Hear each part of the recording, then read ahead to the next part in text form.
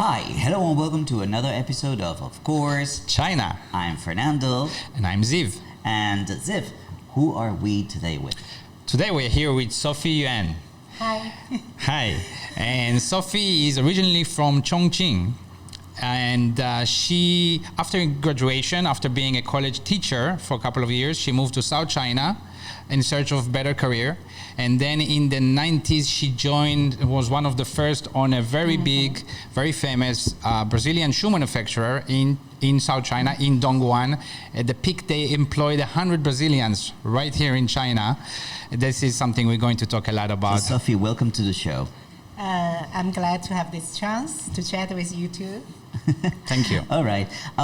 So one of the things that a lot of people know about Dongguan is that is the manufacturing city of the world, or it used to be. And at one point, from my information, about 50% of the shoes in the world were made in Dongguan. Can we talk a little bit about what that meant for you working at one of the largest shoe companies in the city? I would like to say that by working in this company, Paramount, I achieved my career success, professional success, and I got my financial freedom through this job. I became executive of HR and administration, the highest position in the company for Chinese. You were the HR and admin director, right? We got to that. So, as I said in the beginning, at one point the company employed 100 Brazilians in China, in Dongguan. Being the HR, bringing these Brazilians over here, what can you tell us about this experience, the difficulties and the successes you had with that? It's a very interesting story in the past, and it's one of bring many interesting things, but also challenges.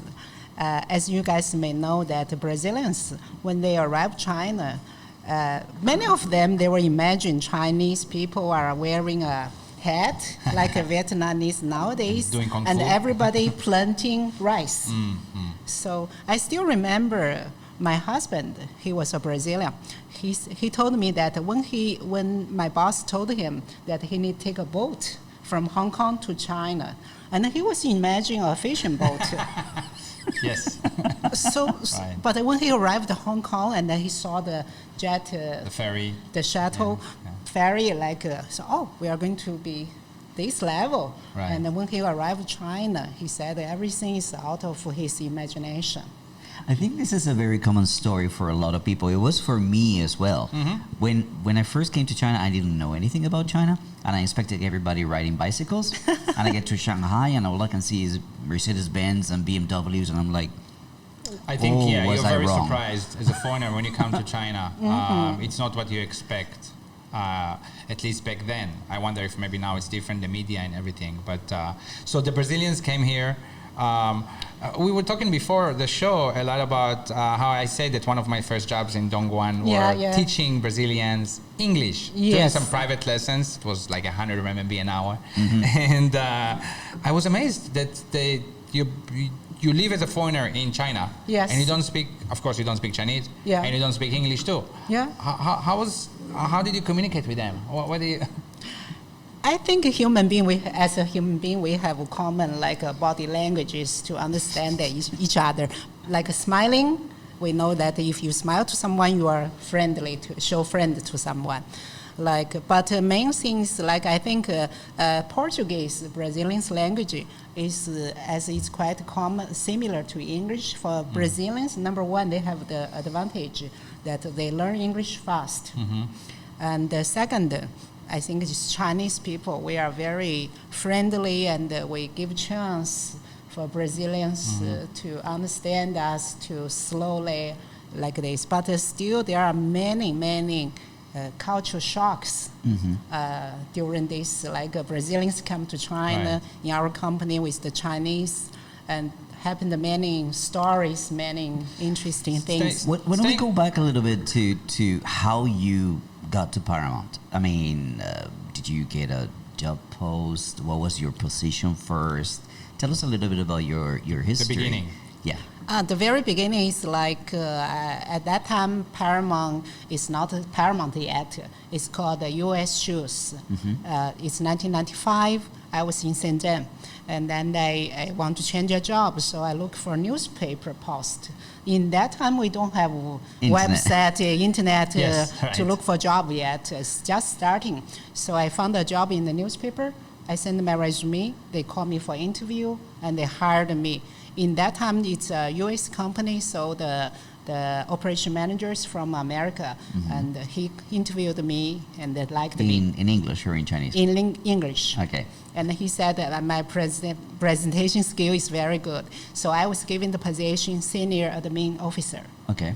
So that's my. That was in Paramount. That- Before it was Before called Paramount, yeah, Right. that's But the same first position. Right. So my job is take care of admin, HR, even finance. So you were the first hire?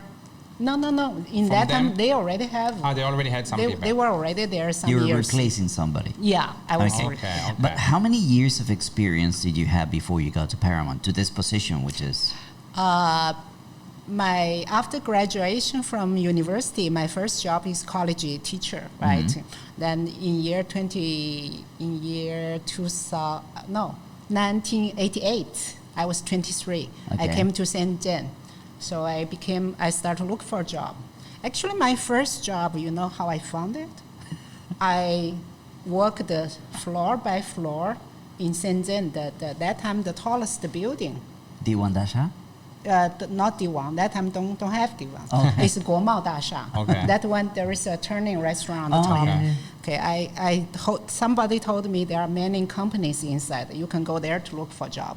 So I knocked the door one by one until I walked to the 15th floor. I found a job. How were you so brave already back then in a young age? Because I always looking for like independence and freedom. I want to be far away from my family in Chongqing, and also I don't like the college, the atmosphere in my college, because there is all by hierarchy, and I cannot talk too much. I like to talk, and I was like I made a mistake by talking too much in a meeting, and then my dean, she lost confidence or start to don't like me, and then he gave me a job I don't like. I was teaching English for the English department. So this is interesting. You did this in the 80s, right? The end of the 80s. Yes. And you came. There's so many stories, right? A lot of the Chinese people here in South China. Oh, you're not from here. Why did you come here? Career, find a better job, find a better life, right? Yeah, this how is do you do it 10 back years, 10 years after the opening up, right? How do you do it? Like you just buy a train ticket and come here without any... No, actually I have a university classmate. She was working in Shenzhen. Then she called me to come. She said, Sophia, you will find here is more suitable for you than in your hometown, the college. She knew that I was an open personality and I like to say the new things. So she called me. But I came here with 400 RMB. 400 RMB, which was a lot of money probably back then. Not so much, because very soon finished. I have no place to live. My friend borrowed one place to me, but I was not allowed to stay in daytime inside. Only when the people come back, I can go to sleep there. So I must find a job before my money runs out. So you were knocking on the doors of every office in that building? Yeah. And what happened? Did they accept you? Did they? No, many said we don't need people, we don't need. So until the 15th floor, I knocked there. It's a China Northeast company. They said that they are looking for a typewriter. I was a teacher. I was an English teacher, so I know how to use typewriter. But at that time, Shenzhen is more advanced than Chongqing. They are using a kind of e-typewriter. Actually, I don't know. I have no idea how to operate it. To type Chinese or English? Chinese. I've always been interested, in how typewriters, we use Chinese pinyin. typewriters. You use pinyin and to get the words. But it's just a typewriter. There's no software in it. No, I don't remember actually how I used that already now. But I told them I can use it, so they hired me, and then very soon I learned how to use that. So I asked. Later, I told them I can speak English. So they used me as an English translator. But I was so poor at that time. My money finished. My salary is 290 RMB. 290 RMB. That was the month. salary. Yeah, they provide the dormitory, but Right. I have to buy food, 3 meals. But in Shenzhen, that's the downtown Shenzhen, the hottest place. Everything is expensive for me. That time, if you buy a fast food box, it's 2.5 RMB. But I have no money to pay this 2.5 RMB, so I used to eat a lot of banana for lunch. Okay. Because banana in Shenzhen is cheap, cheap. Then I got 290 RMB per a month. Yeah. That's like $30. Yeah. Yeah. About $30. That's 1988. 1988. For a university graduate. University Yeah. graduate. And yes. a college But that was teacher. normal, right? that was the is normal. the average salary is about 300. I'm lower than average. Okay. I was lower than average. And then I got a stomach problem. I have to go to hospital. Because of the bananas? Or? Yeah, banana. Okay. Too much banana. If you eat empty stomach with banana, you are going to hurt your stomach. So I lost the job also when I come out. I worked 4 months in that company. Then I start to look for another job. Then in this time I saw a newspaper, American company. It's called Houghton, China. They produce lubricant for steel and metal cutting, this kind of thing. So this company, they hired me in the end to become as a secretary. So my salary went up to 800. Oh, okay. More than Good double. raise. It's a very Yeah. good Yeah. salary that time. Right. So but my boss is a Hong Kongese. He asked me to go back to Chongqing to quit my job as a teacher officially. Actually, because- before I was on casual leave. Okay. Okay. So back then, 88, right? Yeah. Shenzhen. Did you see any foreigners around? Daily Very life? few. Daily life? Very few, not so There much. were very few you could see on the streets. Yeah, that time is 1988, not so many. Right. But there were some. But There were few. some more Japanese, Korean, this kind of. The Not like Western Westerners? taste is not common. Not common. Mm-hmm. And you said this was an American company, Yeah. but In American company, mainly Hong Kongese running. Hong Kongese. Yeah, that I time see. is more Hong Kongese. Yeah, at the opening now, there was mainly Taiwanese and Hong Kongese Yeah, that jumped yeah. into the Right, opportunity to right. set up shop here. Okay, so tell us about coming to Dongguan. At that time, what position did you have in Shenzhen? And was it an upgrade? Was it... As I told you guys just now, in 1995, I joined U.S. Shoes. Then later, in 1996, U.S. Shoes was sold to Paramount. Then I became many managers was fired in that time after Paramount took over, but I was the one kept. And the big boss, he interviewed me, and he really liked me. So I was promoted to admin manager. And then when we moved to Dongguan by the end of 1997, I was admin and HR manager. Why did they move to Dongguan? Because first, the shoe business, like the shoe factories are mainly located in Dongguan area. It's the distance from Shenzhen to Dongguan is too long. Number one. Number two is about we want a bigger place. That time. We were very small when Paramount just set up in Shenzhen. It's very small. We have only around 50 employees. Okay. So in the end of 1997, my boss sent me to look for office in Dongguan. Then we found that Land Bureau building. That's the only building that time I can see as a building. Is that the building that right near next the market? to- In front of Yonghua Ting, right? Yeah, yeah. Yonghua. In front of your whole thing? Okay. Yeah, that Land Bureau. Okay. National Land That Bureau. one? Yeah, that one was Paramount's first office in Dongguan. Okay. So It's not, it belongs to the government, that building, It right? belongs to. But they rent office there. Yeah, Oh, because okay. they have 2 floors empty, okay. and not occupied. I see. That time in front, around, surrounding are all small mountain hills. There was no the walking street yet? No, No walking nothing. street yet. It's only grass, small mountain. 97, okay. Yeah, end of 97. Okay. So we Interesting. moved to there, and then we rent in one time 20 to 30 apartments in ETC. In that Okay, time, East Town ETC is Center. like an empty castle. Yeah. Dongchang, Chongqing. Yeah, Dongguan Zhongxin Yes. is totally empty. Yeah. So we became. And it was new. It was new, and we became the largest customer for that condominium right, and New World Garden. And your garden too. Yeah, for Brazilians, most of them, we rent an apartment in New World Garden. So we are the ones, actually I told the Shenzhen government many times, Paramount was one of the reasons to to contribute a lot to the prosperity of Dongguan, Dongcheng area. Right. Yeah. So you're basically the first one, or one of the first one, to bring in good amount of foreigners to Dongguan. For Brazilians. Yeah, for Brazilians, for sure. Yeah, sure. This is Sure. And so this was 1997. End of 97. And you yeah. set up in Dongguan. Yeah.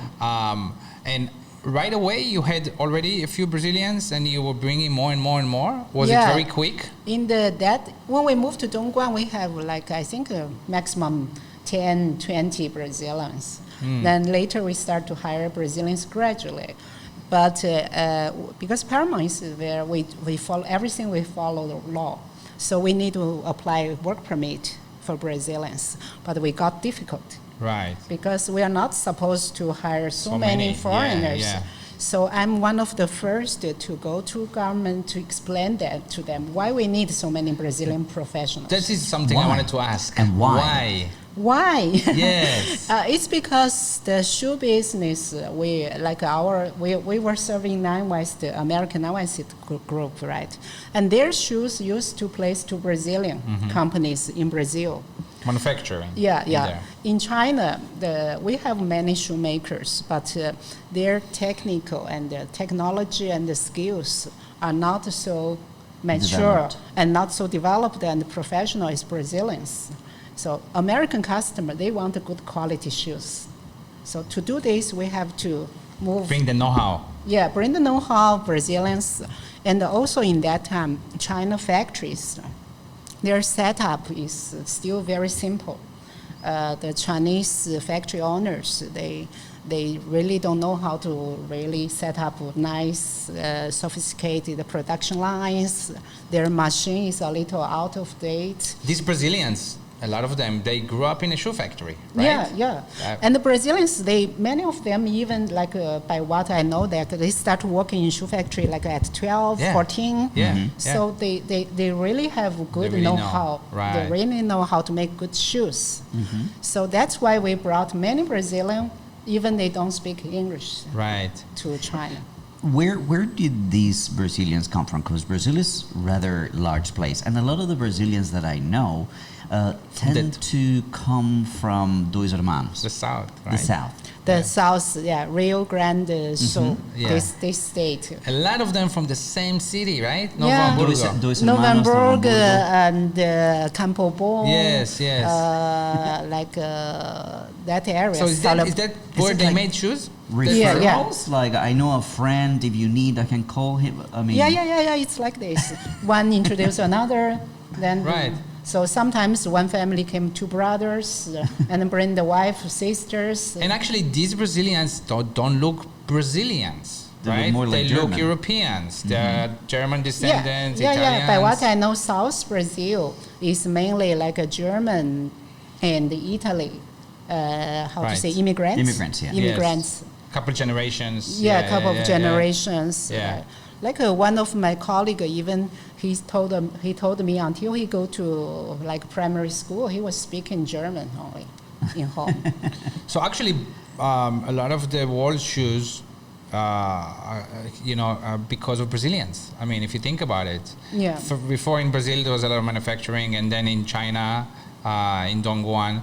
So I mean, before I came to Dongguan, I didn't have a clue that Brazilians and shoes, it's something, No, we did have, because we used to have also shoe manufacturing in Colombia, but it also moved to Brazil Oh, when really? I was a little kid. Yeah. So They must have basically had it just some- moved again to China. Right. So I also heard from people back then of the stories of before I came to China. I came 2003. And I heard there was even some people, maybe the more executives that already coming executives in the 90s that were actually living in Hong Kong and coming here every day Yeah. for work. Yeah, Is that yeah. true? It's true. Because It's it true. wasn't like good enough to live here yet at certain years? No McDonald's. Yeah. In my company, like in US too, our executives all live in Shenzhen, Shekou Checo, area. in the nice area. The back nice then. area for Yeah. foreigners. So, and then for Brazilians in Dongguan, the best place we found is Newer Garden back then. Right. So we rent many houses in Newer Right. Garden for put Brazilian inside. So without the English, how do they communicate with the factory? Because a lot of them were shoe technician, leather people, right? The Brazilians. So that they have translators with them all the time? Or? Yeah, normally we all assign translators, but Brazilians, I tell you, they are very smart. And very interesting is like I found many Brazilians, they didn't learn English, but they learn Chinese. The work language for like 这个不好，这个好， Yes. 不可以，不可以. They can say this kind of thing, or they simply throw the shoes to the ground. No way, 不好，不要. Right. Like this. Actually, This is- Chinese was more important for them than English, honestly. Yeah. Right? Yeah, And because that's what put bread on the table. Yeah. And Not also English. many Brazilians, single Brazilian, they found a Chinese girlfriend. Then they can learn Chinese with the girlfriend also. Right. I wanted to ask you a question. You were talking a little bit about some of the attitude that the Brazilians brought to China. Is that related to their income level? I mean, I've talked about how teachers used to have a lot of privilege when we first came. I came here in the year 2000, and I had a driver. My rent was paid. So really, I was taken care of. Was it similar with Brazilians, and do you think that had an effect on the attitude that they had towards China itself? Yeah, I think both some reason.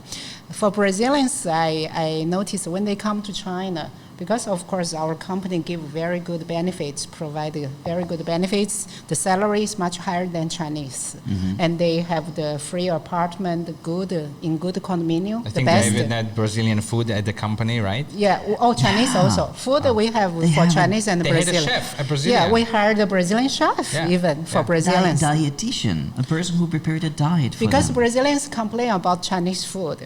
They didn't like the garlic smell at that time.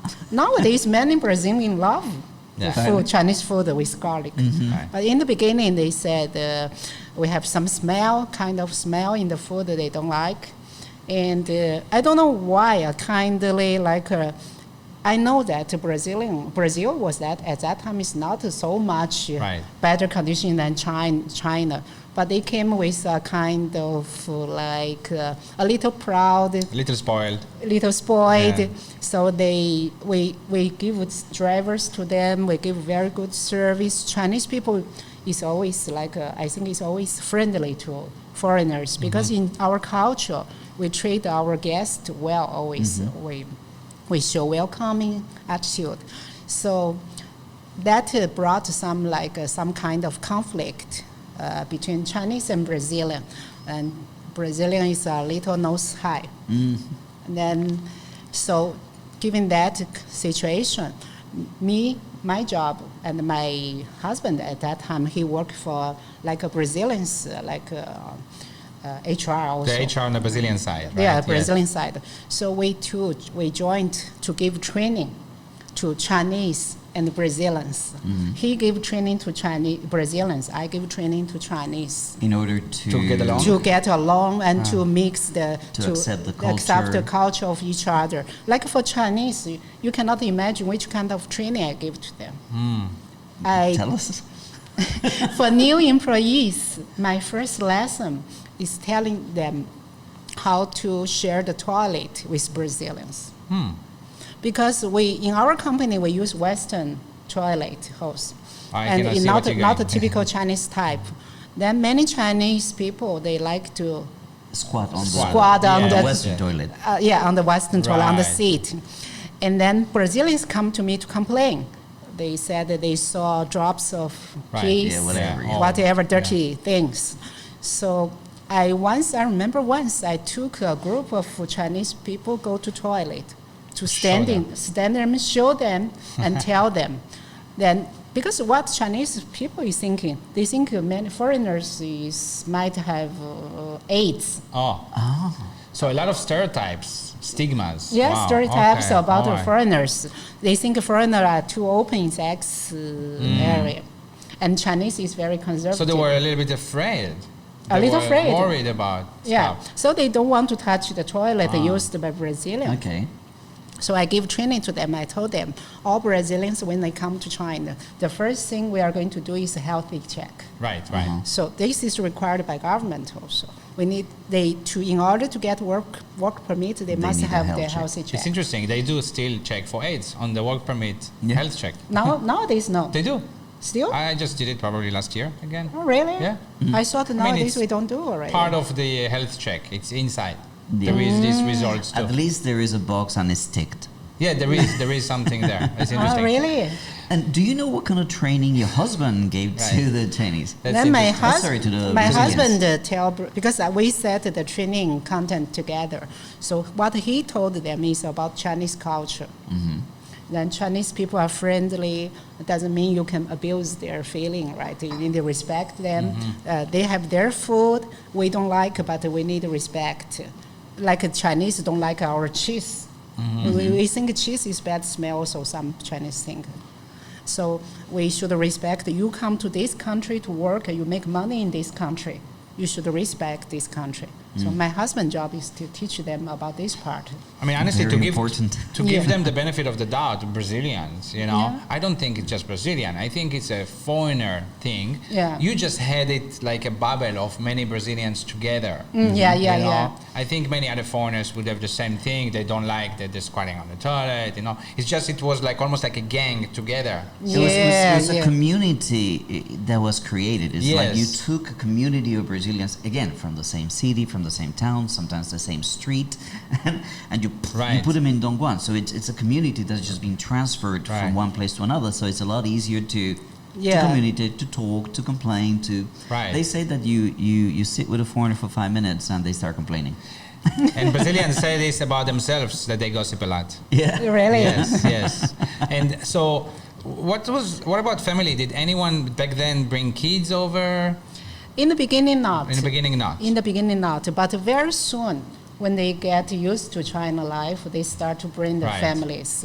So we even hired many family members to work in our company. The wife too. Yeah, the and- wife, yeah. like Okay. the Brazilian chef, right? We hired right. a guy, a leather technician. We hired his wife to work for us as the chef for Right. Brazil. And that was also a push for international education, I think. They were a big For the beginning, push yeah. for the beginning of some international Yes, education. yes. You are right. I think one thing is like the cultural shock, the misunderstanding caused is the language issue. Because Brazilians, their English is very limited. Even we hired like Fernando as our English teacher. But for those people, they are like to learn a really like a good English need take longer time, right? So when they write emails, when they talk on telephone, Brazilians many times sounds rude to Chinese or even to factory people, or even to Hong Kongese, to Taiwanese. They felt Brazilian sounds a little rude. A lot of misunderstanding, And then, miscommunication. I remember, and the Brazilians, they like to joke. Right, they do. And the Chinese at that time, back to that time, we are still quite serious in the job, right? Yeah. So there are some fight, like someone come to me to complain once about one Brazilian manager that he said bullshit All to right. him. We should take a break. Sure, Quick break, sure. and then we And- will continue. Okay. Yeah, interesting story. And we're back. And we're back with Sophie Yuen. So Sophie, you were telling us about some of the differences, the cultural differences that Brazilians and Chinese were experiencing when they first were working together. And you were telling us about how when they were emailing the Brazilians, they could be rude. What other examples, or if you want to expand on that particular story, can you tell us about that time? Yeah, like Brazilians, they don't know in English, we need to say, if you ask somebody to do something for you, you should say like, could you please, or would you please, but they don't say this. They maybe just ask, I need this. Very blunt. Yeah, very blunt. So and the Brazilians like to make jokes. Uh-huh. And I remember once a Chinese girl came to me crying. I said, what happened? She said, oh, somebody, just the Brazilian, he just told me I'm too old, I should get married. And then I said, so what did you feel? So I felt like insulted, because I'm a woman. I don't want people to say, I don't want to listen to this. Will he say this to a Brazilian woman? And probably he would. Probably. Then I told her that Brazilians like to joke. Right. They just want to joke with you, so don't take it so serious. It's one of those things where people don't really understand the different sensitivities and the different things that can offend somebody even without you thinking. It takes a while to get the culture intelligence, you know. Yeah, culture intelligence. Not just it's a whole different society, different culture. But I think after a while, it got better, right? Yeah. Very soon, I think this is only the beginning part of the company. And another thing I think is very maybe even nowadays still exists is that Chinese girls. About Chinese girls, they sometimes will misunderstood the feeling Brazilian men show to them. Like in Western country, you invite some women go out to have a drink. It's just to have a drink. To have a drink, right? Yeah. But the Chinese girl may misunderstood that you are interested. Yeah. In her. And even some Brazilians, they invite girls to go out many times, but they don't call them girlfriend, right? They will introduce someone as my friend, but the girls will already consider them. Did you have to have this kind of talks with people at Yes. work? Okay. Because one time, 2 Brazilians got into trouble with 2 women. Oh. And these 2 women is not our colleague. Okay. It's outside. And they came to our company saying that these 2 Brazilians need to be responsible for them. Oh, okay. Wow. They came to the company. Yeah, they came to company. How did you deal with that?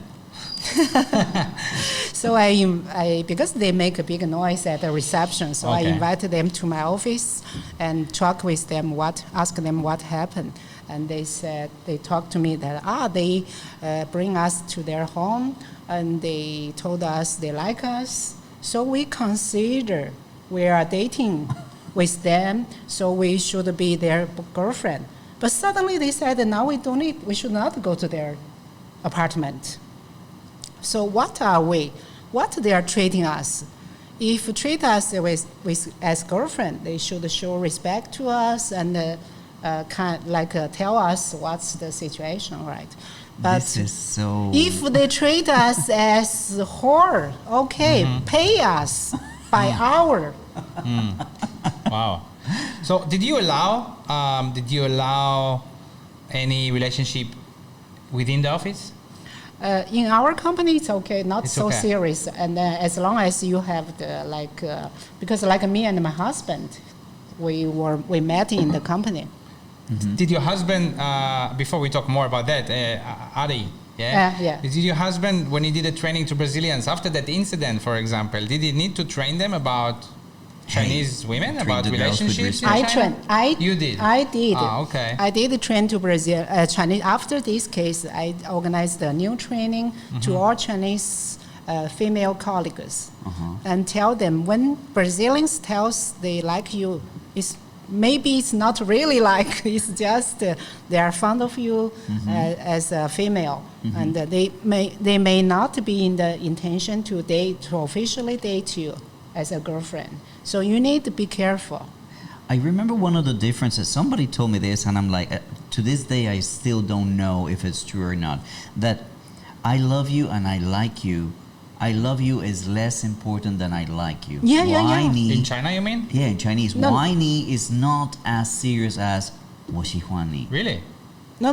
In Chinese, 我爱你 is more important. Oh, okay. I was so different. I was like, that's so strange. But I know many Brazilians here for over the years, they're pretty respectful to women, you know. Again, I think the Thanks story. to Sophie.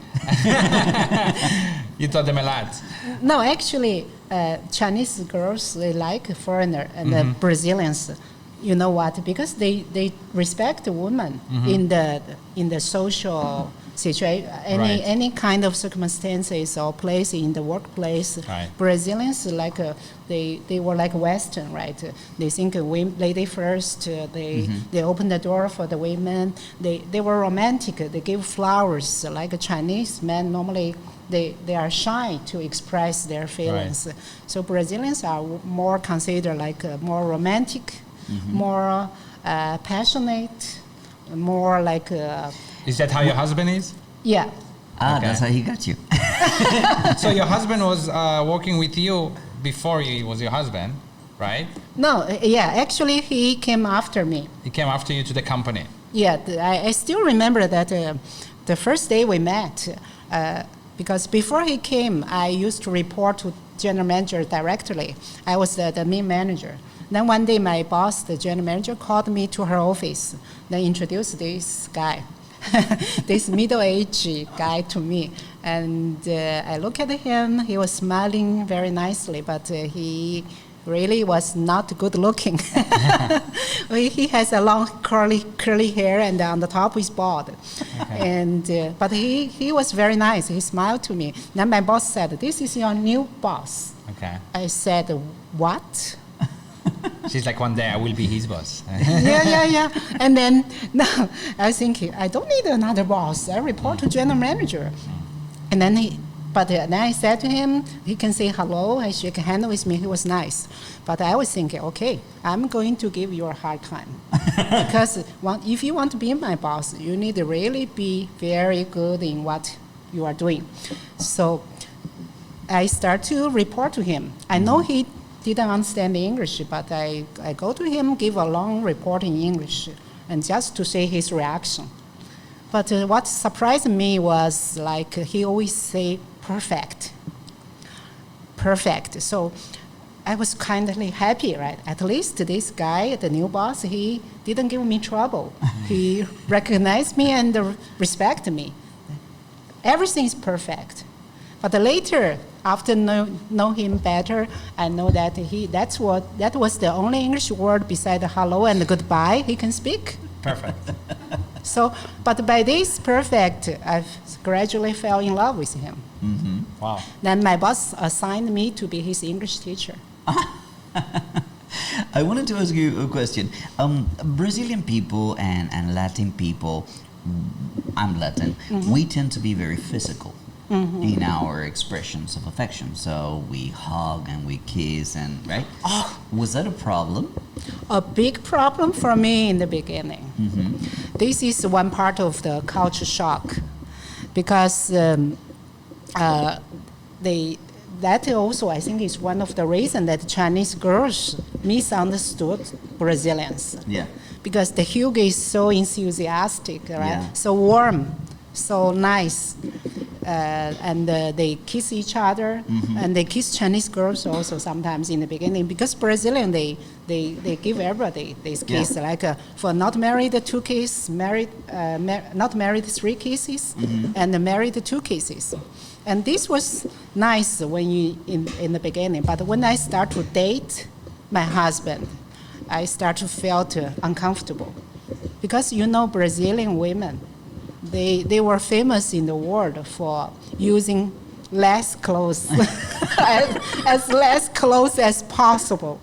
And what shocked me was that some Brazilian women in the working place, they even don't wear bra. So, In summertime, wear a very thin vest like Yeah. just that. Like a top tank. Yeah, top. Tank top, sorry. Tank top. Yeah. They wear that in the office. And then they hug each other so frequently, every morning, every evening. So I felt so bad to watch my boyfriend that time, my husband. Now he hugged those almost naked women and kiss each other. Wow, that we have got many fat. What about the Chinese staff? I mean, how did they react to this situation? I remember once one of our computer supplier come to me. He said that he could not look at our computer supervisor. It's a woman, because she is the one that wear very little clothes in the office. And the supplier said, I don't know where to put my eye on. I wanted to ask about the other kind of thing, the professional aspect of making shoes. And like I asked you before, right, about the factories or the Chinese employees and those that actually made shoes before, where they're not feeling like, why do I need these Brazilians? Well, I mean, we know how to make shoes. Was there anything like that at that time? Yeah, I think for some factory owners, like Taiwanese, some even Chinese owners in the beginning, they don't like Brazilians to go to factory to tell them what to do. Right. I think the biggest issue happened one time is I remember once one Brazilian cut the shoe produced by the factory because they said the quality is too poor. Then they use scissor cut the shoe. And then that factory, they turn off the power, someone turn off the power, and then beat the Brazilian and the Chinese QC in the dark. Wow. So they made them lose face, and they were very upset. And they were cutting the product that they produce so hard, like they spend so much time to produce, and that product, that shoe is their baby, right? Yeah. And somebody cut it and said it's rubbish. So that happened. And later happened another case is to our Chinese supervisor also in another factory. So after this, I start to give training to Brazilian and Chinese QC. My husband also helped. We give training to them that we should respect suppliers, factories, manufacturers. We are in like a teamwork. Without them, nobody produce shoes for us. Yeah. So we want a good quality, but we need to teach them how to do. Instead of to cut the shoe doesn't solve problem. So and we need to respect that that's their property, not ours. We have no right. But I remember back then that I came here, I told you before, because of a Brazilian girlfriend that she was in the shoe industry, and she used to tell me, just wait, they learn fast. They will not need us one day, you know, as a Brazilian in the shoe industry. And I guess she was right, because why are there so many less? So much less There's fewer of them. and fewer Brazilians nowadays. Yeah, they learn. After 20 to 30 years, I think Chinese, first they improved a lot. They learned a lot. In the Paramount, we trained many technicians, last makers, shoe technicians, also leather technicians. In these 20 to 30 years, many people learned. Yeah. Like, for example, the factory Huajian. Do you know Huajian? I've heard of it. That is one of the largest factory in Dongguan city. When in 1998, when we start to place order in his factory, that Mr. Zhang's factory, they have only a few lines and very old machines. But this Mr. Zhang, the owner of the factory, he's very willing to cooperate and to learn. And then we cooperate with him. We even pay him in advance for him to buy machines and to improve his production facilities. And now he is one of the largest in Dongguan and the Jiangxi province. And he became the hero for the shoe industry. He is the people's representative in Beijing. Wow. And the premier went to his factory to visit. But he really learned very fast. become very big gradually. This is something that I find really, really amazing. A lot of people, when they think about China, when they talk about China, they say, "Oh, China just copy, copy, copy." Well, the process of copying is actually the process of learning. Yeah.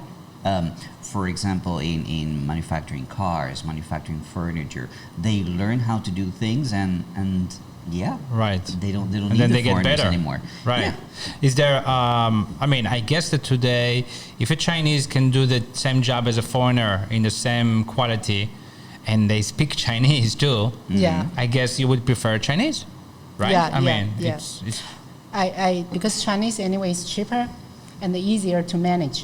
mm-hmm. The Chinese people obey the authorities. I don't think it's generally. even about cheaper anymore, and I don't think that some of them are. I think the it's- salaries are getting very close. Like It's if they're getting good, close, but yeah. it's still cheaper than Brazilians. Like for example, Brazilians, we need to provide the flight ticket. Right. We provide the Back apartment. then, twice a year, right? Yeah, twice a year you twice gave a them. year. And we need to cook special food. Yeah. Right. Then that is more expensive than Chinese food, of course. Right. Like this kind of thing, they generate this kind of cost. Like we need to provide hospital service, like take Medical them, insurance. yeah, medical insurance, and take care of their family sometimes even, and visa, work permit, many jobs. Because of this, you need to hire more Right. employees So to it's more serve expensive. Brazilians. So it totally makes sense. How did you deal with, the shoe industry, like some other industries, manufacturing in China, factories like to give gifts, likes to, about bribery, you mean? bribery. I mean, it's kind of like, China's bribery is different bribery than Western bribery. It's not so much in the face. They don't say it like that. Yeah. They just want to give you a gift. Yeah. But maybe in the beginning you don't, I think, when you come to China, you don't understand the culture. Mm-hmm. But actually giving a gift is like, okay, now you owe me one, right? Yeah. Something like that. This So is did you have... guanxi. This is about the guanxi. relationship. But some gifts, I've heard about stories with like gifts, like envelopes of money with a lot of money, right? And some people took it because temptation, right? Yeah. So how did your company, you told me something before, that's why I'm asking you, right? How did your company handle that? Actually, I still remember our first car for the van was given by a factory to my boss, to the general manager. And then That's a gift? she used it for company. Right. She accepted it as company. And after that, she started to know about the culture of Chinese people, Right. this giving gift or red envelope inside with money. Yes. And these customs, she started to know. So we start to set up a very strict supplier policy in Paramount. So we have rules like in China, in the festivals, holidays, normally the They will give factories, something. the suppliers, they will come to visit and with gift. And it's hard to say no, right? It's like It's hard almost to know. rude. It's almost Yeah. like, Sometimes it's like looks like it's a mooncake, a box of mooncake. Yeah. But if you open it, There is you money. saw something more inside. Yes. Like 1,000, one of our senior manager received a box of chocolate, and the inside have $2,000 US. Yeah. And then in Paramount, what we do, we give training. We ask everybody sign this supplier policy. You are not allowed to accept any gift from the suppliers or factory and money, and even invitation for lunch or dinner. You need to report to your superior, and you can only go when you get approval. This is one thing. And for the money, like for Chinese New Year, normally factories come to give to all employees that relate to that factory, Right. some red bags, Yeah. and some bit more money, some less. Normally, no less than 100 RMB. So what we set up is like in Paramount, if you received any gift or like an envelope with money, you must report to HR and then pass the gift to financial department. And then I will, like our department will judge. If it's fruit, we share with everybody in the pantry, in the coffee room. If it's food, we also can share. If it's like something can be used later, we kept Right. for company party, Right. for lucky draw later. Right. If it's money, under 100, including 100, after we register, we allow them to take. But we keep a list. So but you need to know. We need to Right, know. right. If it's above, we normally First, we ask them to return. If cannot return, financial department keep this money. And after that, what I will do, I will ask my assistant to issue a letter of appreciation to all the people, factory or person that send the gift, even small money or big money or whatever, that the gift or the money you send went to the company. Has been received by this employee and he has passed to our department. So they know. Yeah, we thank It's you important. for your kindness, but we recommend you don't do this again. Our cooperation is based on good quality service. Right. So, Because this is a slippery slope. Imagine you receive from the factory 5,000 RMB cash in an envelope. All right, imagine you take it. Then you'll feel much worse to reject the quality. Now they got you. Now this can affect in a big way the company's quality. These kind of issues, right? So you recognize that and you are very strict about it. Every time we send a letter to the factory, Right. and as long as they come to us, then before each holiday, I will send the email to all the factory and suppliers on behalf Don't of do company, say happy birthday, a happy festival to them, and ask them donate, send a gift to us. And Right. so, because my boss, I really admire my boss a lot. He has a mission is to grow up together with all suppliers and the factories. He said to me that before, we want to be good, we want to grow, we need to make profit, but I want my factories that produce our orders also get profit. The suppliers also get profit. And he wanted the employees and get better condition after join this company. So I like his policy a lot. But he told me, one thing I learned, my boss is really, it's like my mentor. He said, like, I don't want you to delay any payment to suppliers or to factories. And we don't want them to also to delay us for the service, but we don't delay the payment. Because before I joined this Brazilian company, US company, and Taiwanese company or whatever, one of the shoe business characteristic is like each one try to delay the payment, to hold the money in hand. So our company, we don't do this. Right. So this, talking about back to the money, I want to mention it because I think it's very important.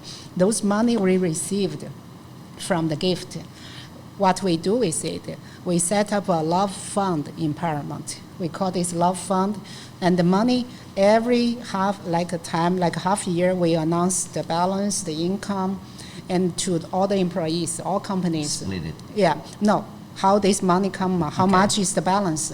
What we do, we donate to our employees in difficulty, like someone's family got sick, serious sick. Yeah. Or some even we donate to Sichuan for earthquake, but even 2008. Indonesia earthquake, Right. we helped on this. And also we helped the factory that worked with us when we heard one employee got cancer or was something. We donated this money to them. So this money was used like this. It's a very interesting way to handle something that was very prevalent here in China. This idea of bribery, guanxi / corruption, what was a big issue for a lot of people doing business here. I wanted to move on a little bit into your life after Paramount. You obviously had a very long career there. You learned a lot at Paramount. What came after Paramount for you? I just want to say before that, Fernando, because it's relating to that, right? Just one more thing. I believe that's a good segue, is that I remember Sophie from that time, not too well. I didn't know you too well, but I know something. And you were tough. And you were a tough cookie. Yes, and she was tough. And strict. And I would say some people were even a bit afraid, right? Yeah. So, I mean, what can you tell us about that? Why you were like that? Maybe it was necessary for the job, and then you're not like that today. So then maybe what happened, you know? I think this is need back to my childhood time. I lost my mother at the age of 4. So my father sent me to my uncle's home.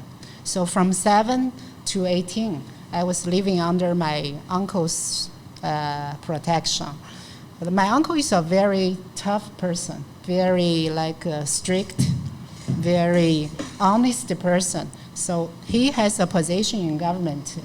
So there are many people send a gift to him, and he always reject. And it's very few in that time in China, because we are still in quite poor developing time. So my uncle gave me an example for that. And also, I was brought up by my uncle and aunt. And the life there is not easy because my aunt is also a very diligent, hardworking woman, but she's very strict, very serious, very tough. And I was very afraid of her. So from very little time, when I was just 10, 12, I read a book called Jane Eyre. Okay. Jane Eyre. Jane Eyre. Yeah, Jane Eyre. And Jane, as an independent and woman, she was raised up by her uncle also.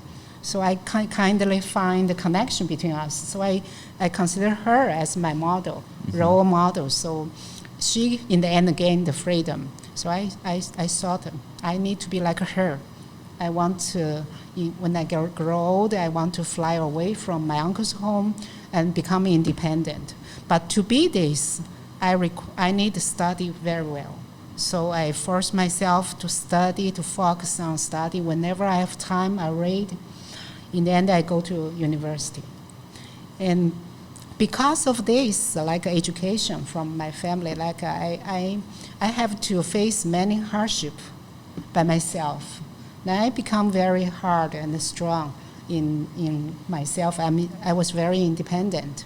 So I don't accept people like to cry, to be weak in front of difficulties. I think in Paramount, we are in very good conditions. Company provide very good benefits and welfare to employees. We have a very nice office working environment, one of the best. But still, there are many people they like to complain yes. And they abuse the company's benefit. We give dormitory to all the Chinese and Brazilians. But we provide water, power, everything paid by company. But what they do? Now, when they left the dormitory, they keep the air conditioner turned on. They brought many friends to the dormitory, which is not supposed to do. And so there are many people, you give good condition, but they abuse it. So gradually, I became kindly a company's lawyer. Like the warden. Yeah, I need to protect the company's benefit because this is really one of the best employer I ever worked for. So I think everybody should cherish it and should. So I don't accept those people they abuse whatever they receive. Right. So I was a little tough. Also, I know that for a company to keep this benefit and good condition, you need to watch everywhere. You need to avoid waste. You need to avoid many wrongdoings to avoid mistakes. You need to be strict. And so that the company can grow. Another thing, Chinese, we have so many guanxi and relationship. If I became too soft and too nice, many people might want to look for me. We call this in China to open the back door.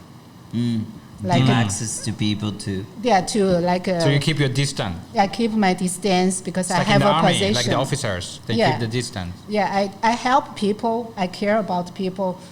But meantime, I'm I keep my principle. I have my bottom line. So I don't make friends inside the company. That's why there are some people think I'm a little... that was your image, right? Yeah, that was my image. When I met you, said she's... go for an interview, but she's very tough.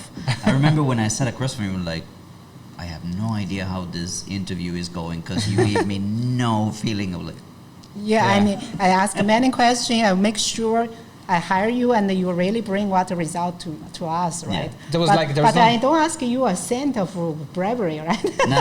But there was no time, for you, there's no time to be friendly. There's I need to get this right. Yeah, I need to have what I want. Yes. I want to know if you can give us this. But once we start cooperation, I respect Fernando because he's very professional. So we cooperate a long time, right? Sure. Yeah, quite a long time. All right, guys, we're going to take a very, very short break and we come back in a minute. All right, guys, and we're back with Sophie Yuen. So we were talking about how you change from being very, very strict to being a person that doesn't worry too much about a lot of the details in life. So why don't you tell us a little bit how that happened to be in your life? Okay, so actually we closed Paramount in January 2016. But the change actually happened before that. Mm-hmm. That was in 2010. I was diagnosed breast cancer, phase 2. So before that, I was still very ambitious, strict, perfectionism. But suddenly, God gave me a signal telling me that your life might be ended soon. So everything you planned, your path, looks like you need to suddenly be suspended, and you need to stop. And suddenly I felt like I'm not that important in the job. I need to do operation, surgery, and I need to chemo, so I have to stop the job. And before I was person like to do everything by myself, touch the hand on every job. So suddenly, I have to ask help. Yeah, I have to. Then I write down a very detailed SOP to tell my assistants what they need to do at everything. Then I decide to leave everything to them.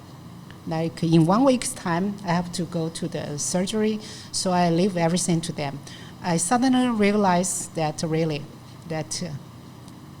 I'm not that important. People can live without me, but my family, my son, my husband, they need me. So I need to left my job and then go to start my treatment. And that I start to think, make me to think, what is the most important thing in life? What kind of dreams I didn't fulfill yet? What I still want to do? And I start to think before the day of the surgery, I want to go to Paris. I've never been there. I still want to go to many places in the world I've never been. And my son, still like in high school, I want to see him go to university and get married and have grandchildren of my own. I want to live grow old, like white hair with my husband. So I have so many things that is really important. But in the past, I focus everything on the job and profession. So I was a tough mother, lived 2 years wife, I think, and a very tough executive in the company. So, but why I'm always like that? So I start to think. And meantime, I felt unfair why God treat me like this, because I already suffered a lot in childhood time. I have no mother, I live in hard life, and I worked very hard to get my position today to be like an executive, a high-end executive. And all this is done by myself. I never ask anyone's help to look for a job. So why now, when I just start to enjoy my success, the God want to give me a death penalty almost, because in that time, in the beginning, I thought to get cancer, you will die soon. So that's how long was your treatment? It's about like a first surgery, and after surgery, I need a rest for 1 month. Then start 8 sessions of chemo, each 2 weeks. So it's about 4 months to 5 months. So for 4 or 5 months, you were just doing that? Just chemo. But and not then, going to work? No, but I work in home. You work People from home? still come to my home. But after that, I still have radiotherapy for 1 month. So start from March 2010, I finished treatment October 2010. And you were totally cured? Yeah, now I'm 10 years Where- already, so Okay. it's doctor said I'm cured already. That's fantastic. Did you news. find an answer to that question? The why? Yeah, that's why God do this to me. So I actually later I found first I'm too serious, I think, too perfectionist. This is one thing you always put a lot of stress on yourself. Secondly, my health was not so good. I was in childhood time because the hard life. So I have bronchitis. I was always in infection, many kind of disease. So I use a lot of antibiotic in China. After I reached 40 years old, I started to lose my sleep. I didn't sleep well, and I was a little overweight. And I don't like exercise that time. Maybe those bananas in Shenzhen too. Yeah, that maybe also. That is part of the reason. Of course, cancer, the reason to cause cancer, you never know yet. Until now, the scientists didn't find out the real cause yet. But I think stress is But one of the stress- well-known reasons that you can trigger the... Yeah, I think the stress, also I don't give easy life to myself and don't give easy life to others. Right. So You're this hard on is one yourself. reason that after that I went to internet, search a lot of information, so I know that be happy, be softer, help you. Be kinder to yourself, accept yourself, maybe can be one reason to one way to cure myself. Right. So Okay. that is the change I decided to do. One quick question: Were you treated in China or abroad? Actually, I was treated in Hong Kong. In Hong Kong. Yeah, this thanks to my job success. So I You were have able the to- ability to be treated in Hong Kong. It's a lot of money for Chinese. So is it it's better than in here, than in China? Yeah, what's the problem in China is Chinese population is so large. The hospital facility is not enough for the population. And doctors, they are very busy. Each doctor each day need to look many patients. And so because of this, I would like to say that the hospital condition compared to Hong Kong, it still have some big distance, a big space to improve. Because for me, I really care about hygiene. And the hygiene is really something I think Chinese people still need to improve. I'm a Chinese. I love my country, but I want to say this. We need to improve this. But it's already improved a lot, actually. Improve but still a lot. have more to improve. Still have Yeah. a lot more to improve. So after this change, you had cancer, you were cured, you realized some things about life, about yourself, and you still had 5, 6, 7 more years working in that position after, right? In the company. Yeah, in so the now, company. was it different after that? After cancer, I would return, but I told my boss, now I cannot work full time. So I work only each day, in the beginning 2-3 hours a day. Later go to half day. It's like this. Then I become a slow down. I start to empower other people to work. Okay. So actually I found out without me they can work also. Of course, if I do things, my boss will be feel more safe Appreciated, or more confident on me. But I think people around me need to have chance to grow. So I start to give more job to my assistants. This is one thing, and I worked the last time. What was the reaction of the people of the new Sophie? I mean, Everyone said to me that you are a new person. You changed completely, especially after I left Paramount. But from that time, I already become soft. I start to look at people. I start to care about what they feel about inside. I start to be Make more or maybe Yeah. you didn't change. Maybe that was really you inside. Yeah, maybe you're Right. right. You were containing it because of... Was it that Actually, face before thing? I am just close myself. Right. As my position, I think I should be tough and strict. Right.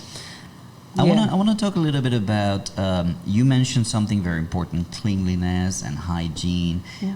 Where are we right now? And what do a lot of people know you for here is your nail salon. This is not a nail salon, but this is one of the things that I want to talk about. Right. What is Sophie's Nail Salon? Yeah. When did it start and why?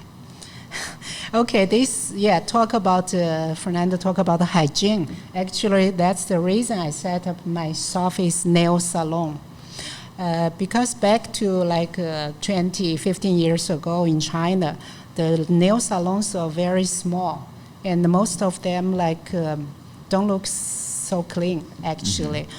People of those nail workers, they eat inside.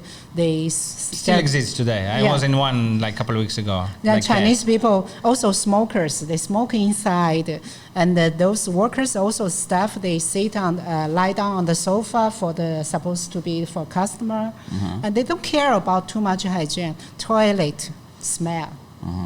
So then the Brazilians, women, they complain to me about Chinese people, the service of Chinese Nail salons. nail salons, hair salons, not clean, not hygiene. They are a little concerned about the hygiene. So they keep talking this, and I'm a Chinese. I have my pride about as a Chinese.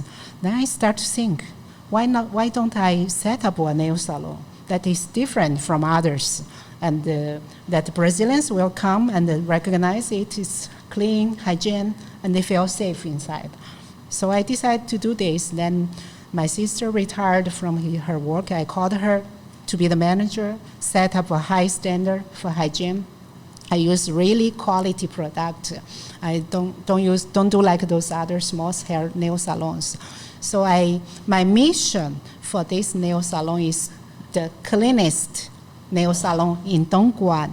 Wow. You started this in 2006. Yeah. And you had two, or you have two, or branches? Yeah, I had 3 in You the had past. 3, okay. After cancer, I decided to Slow down. slow down. So I closed the 2, keep only the one in Danoton. So nowadays, my nail salon is really recognized as the best quality and the most clean nail salon. The customers are about 40% foreigners and 60% Why do you remember Chinese. the year she opened it?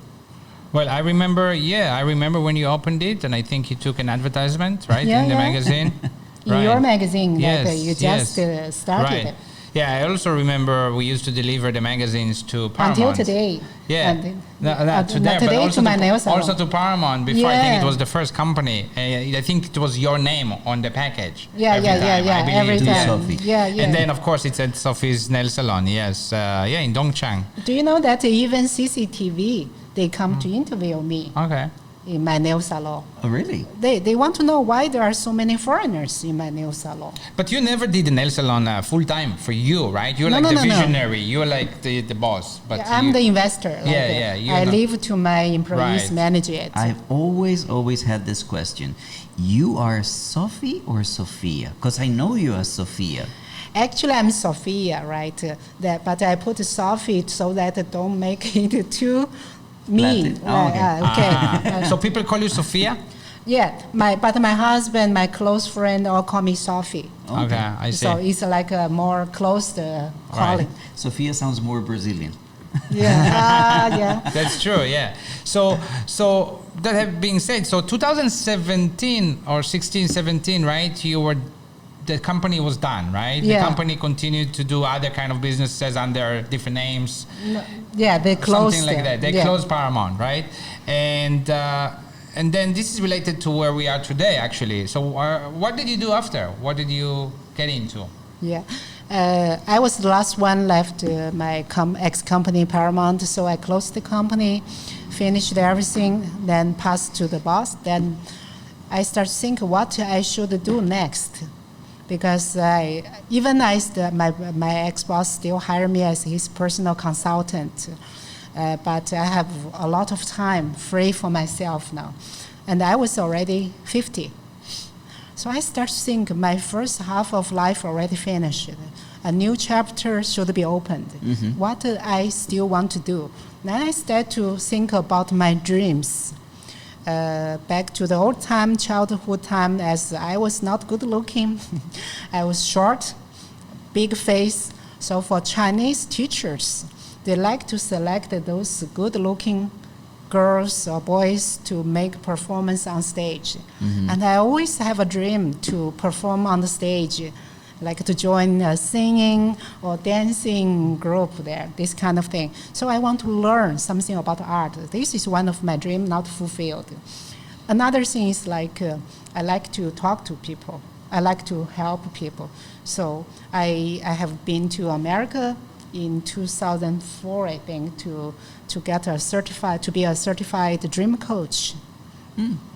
So I think maybe I should set up a studio.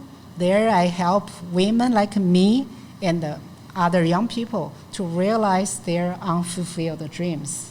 So that's why I set up this Sophie's Dream Studio. So that's my idea. So that's where we are today, Sophie's Dream Studio. Yeah. Actually, just recently moved to this new studio. Yeah, You this had is another dream.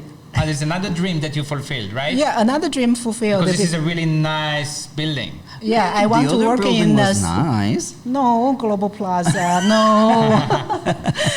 Yeah, this is another dream I just fulfilled. I want to work in a sophisticated, high-level office building. Brand new. Right. Because our office before in the past is all in the industrial area, Right. or like not So so. Dongguan don't have too many. In the old time, don't have, Yeah. and nowadays we have a lot of choice.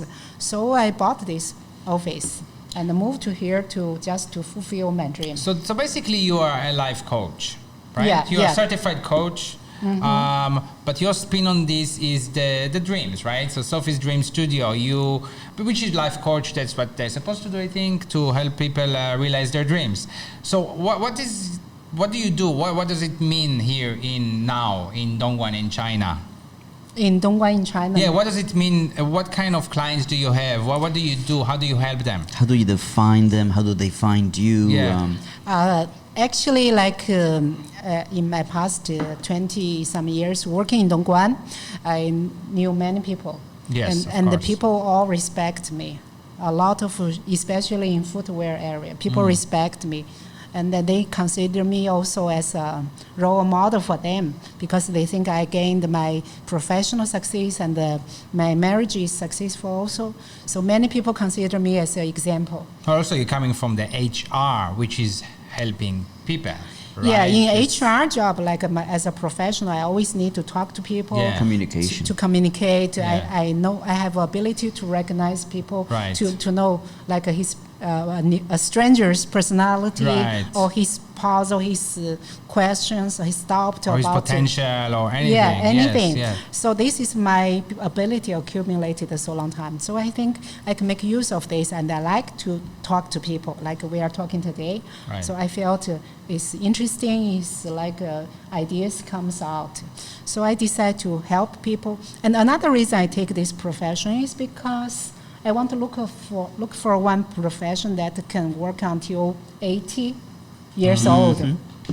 So I think this job, I can really work until 80. Also, I think it's also one of the only professions that you actually get better as you get older because you're The more wiser. experience, the more. right? Exactly. You can- There are so many career counseling consultants around, but I was one of the successful one because I just started this business last year. And then nowadays already many people look for me. Yeah, I don't understand those people that are coaches, life coaches, at 25, 30. Yeah. They're like, oh, yeah, I studied this. What did you do with your life that you could coach me? Yeah, your life just started. You're just learning just like me. Yeah, exactly. This is many people they told me about it. Right. So what I do is like people, they come to me, they want to change a job. They want to know what's their potential. Beside the current job, what else they can do. They want to know how to deal with wife or husband for relationship. Or they want to improve the like mother-son, mother-daughter relationship, this kind of thing. They all come to me. Are there other people doing this kind of work here in Dongguan or in Guangdong? In Shenzhen and Guangzhou, there are more, and the Shanghai, Beijing more. In Dongguan, there are some, but as far as I know, many of them didn't get success, or they worked sometime, they stopped, changed to other job. It was interesting that I hadn't seen you for many, many years, and last time I saw you was last year. I think it Yeah. was December, during the Dongguan Dreams group. and yeah. we were invited to give a speech. I think it was the first speech, the first time that I did the speech, and that's when I saw you again. Yeah, I was yeah, like, and Sophie, you're here. yeah, we sit beside, next to each other. Then it's almost 15 years, I think. It was 15 years that we hadn't seen it. Yeah. Yeah, yeah. So that is the life. Like, I remember you. I remember when you gave this. They did the cancer thing. Remember with Laura? Laura, yeah. Remember? Yeah, and I it was they them. did some fundraising and something for it was a women I breast think, cancer day awareness, something like that. Alanin also did some charity right, event. right, Alani. And you gave Alanin. some. That's where I learned of the story of how what happened to you and how you talked about how you changed and everything. So I mean, this kind of makes sense. Like I said, even though. What the things that you realize, right, and things that you can share and help other people. But I wanted to ask, what do you think is the difference between is there a difference, a Chinese and a foreigner seeking for help from a life coach? Because the cultures are different, right? Yeah. Like, or maybe it's the same in the end. It's all humans, What is the difference of someone asking for advice in their life? By what I know, like even from my teacher in America and what I see, because I think foreigners, Westerners, they are more open to look for this kind of help. Right. It's like psychologist help consultant. Interesting. In China, very few people look for psychologist help. They thought It's a face thing. It's they think losing face, they going think, to they someone. think if they go there, it's lose face, and it's like they got mental problem, and some people will consider they are crazy or whatever. So they don't go to. So in China, like especially in Dongguan, psychologists they don't make too much money. Right. Psychological It's hard to consultant. find also, yes. It's very hard to find. Yes. And for me, why people come to me, because I have a reputation, I think. I have a reputation, and I'm an open person. I like to post my life in the WeChat or any circle. There are many people that they only show like the WeChat moment, like only 3 days to be seen. And they only show the good parts only. Like Yeah. it's very calculated. It's not really their lives. Yeah. I show everything. Social media. Right. Yeah, right. I want people to trust that which kind of consultant you are looking for is a transparent, friendly, willing to help. So I really think it's a mission for me in my second half of life is to share and to inspire others. So it's a lot of motivating. Motivating and tell people you have potential. Right. You are not nobody. You are unique. You have your potential. You can live a life in a different way or even better way. You can trust yourself. I like more this kind of like to bring out people from the self-pity or like Give them confidence. People need someone to believe in for the themselves. people who don't trust themselves. What is this banner behind us, and how is this connected to Right. the Dream Studio? This actually is Toastmasters International is public speaking club, and this was founded in California in 1924. It's an NGO, nonprofit organization. So this actually I get to know this in some years ago back. I joined one Toastmaster regular meeting, and these people go front to make prepared speech In China or in America? in China. Your first meeting. And my first is in Dongguan. Okay. And I participated once, I liked it. But I didn't join them because I don't like their location. Because Toastmasters, they're NGO, so they need to borrow places from different people and beg people to give a place for free. Right. Because they don't want to pay. They don't have money to pay. Right. So I don't like this. Until last year, I was thinking after my studio was set up 2 years, I started thinking what else I can do. Then another dream of public speaking. I want to help the shoe business people to improve their public presentation skills. What I found is after I come out from shoe business, I meet many new people. Then I found the shoe business people really, they are very simple people. They make shoes, they follow the daily, like just use computer, do some communication. They can speak some English, but not so good. Mm-hmm. And they are very shy, like most people, like to go front to talk. Mm-hmm. But in daily life, we need public speaking. So why public speaking is important? Like now we are doing public speaking. Yeah. If as long as you are talking to more than 3, you are doing a public speaking. You want to sell yourself, you want to sell your product, you want to let people know which kind of person you are, you want to make new friends, you want to get a new business chance, all this. So this helps anyone. You don't really need someone to be someone that give lectures. It doesn't matter. No. Actually, in the workplace, even in your home gathering, like a wedding, right, like a friend birthday party, you want to talk something, then it's a public speaking. Mm-hmm. So I really have another mission is to help the people around me to improve their public speaking skills.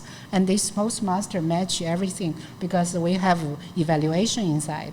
That's one of the best part. You go front, you talk, someone will tell you what's the good part and what's the part to be improved. So this is how every club, how do you set it up? Club. Yeah. How do you set it up? And to set up a Toastmaster club, you need to have at least 20 founding members. These 20 founding members, in Dongguan, we set up the standard to need to pay 1,000 a year. 1,000? Yeah, 1,000 a year. Among these 1,000, you need to pay 700 something to America. Mm-hmm. Because they will give us the system, the pathways for training. And they give us all the tools like the flag, the system, how to evaluate. They give menus. Mm-hmm. They give all kind of You need everything. To pay them every year? No, every year if you are a member, you pay. You need to pay them every year. So the club will only keep the balance the 240 RMB for 1 year. So you must save money because we need every meeting we provide some snacks and drinks. So the place for meeting must be free. Mm-hmm. So I want to I become a sponsor for my club here. I give my place for free every time, and so my assistants still help the setup. So because I want to solve that problem, other clubs have location and poor location. They always have. Even they have no air conditioning in many places. Do they? Is it you're the leader, or there's like all of the 20 members are? No, first to set up, you need a founding president, chairman. Okay. So I became the founding president. I paid the money to register the club. Mm-hmm. Then I have 20 founding members. Among these 20 members, I must find 6 other volunteers that they are willing to be club officers. Okay. So they are all volunteers. We don't get 1 cent from the club. Right. The money must be kept by the treasurer. We have a treasurer, vice president for education, vice president for members, and vice president for public relations. We still have admin officer and a secretary. So totally plus me, 7 officers. The condition is 20 members, among them 7 officers. Then you can go to America, the website, to ask to set up the company. Mm-hmm. And in Toastmasters, they have a very good system. In Dongguan, we have total 8 clubs, so it's 2 areas. We call it area. Each 4 club is 1 area. Then these area directors, they will come to help me. Mm-hmm. Oh. So we have mentor sponsor system. Is there something similar to Toastmasters in China? I mean, by Chinese, not exactly Chinese created. So far, I don't know anything. Maybe there are some book clubs, the reading clubs. I think this kind of thing. And you mentioned that you also have this not only in Chinese but also in English. Yeah, bilingual. Mm-hmm. Our club is bilingual. In Dongguan, there is a club only English. They only speak English. Because here there are many people who came to Toastmaster. Most of them are working with foreign trade business, or someone knows English, or someone studied abroad, come back to Dongguan or China. So this is a very open and friendly. I would say club. Chinese. I would say Chinese equivalent. There would be probably English corner. for-profit seminars that teach you how to do better public speaking. Maybe I think it's different. it's different. Because this, like the officers, everything is free. It's volunteers, and every year you No, need. it is different. That's non-profit. Yeah. That's the difference. The main difference is this. Yeah. All right, good. We're gonna take a very, very short break, and we come back with Sophie to, well, get to the end of this video. All right, guys, so we want to thank Sophie, very, very much for, well, sharing her life experience with us, for Very giving us interesting. some insights into what really matters in life, dreams, and basically for showing us this new place. I hadn't been here, it's very, very new. So Thank you for coming. From my part, thank you so much for having us here today. Yeah, thank you, Sophie, for having us here. I think it's a very interesting insight about the shoes industry in China, in South China. Your career as a Chinese woman that got quite far, and the change you had in your life. Thank you for hosting us. Thank you for talking to us. Thank you for coming, and I really enjoyed this conversation. Well, guys, that's it for today. So you know how it works. If you like this video, give it a thumbs up. And if you like the content of our channel, then you can hit the subscribe button. And when you do that, don't forget to hit the bell button to be notified whenever there is a new video out. And, well, remember to follow us in the social media at the bottom of the screen. And until we see you again, this was, of course, China. bye. Bye, 再见。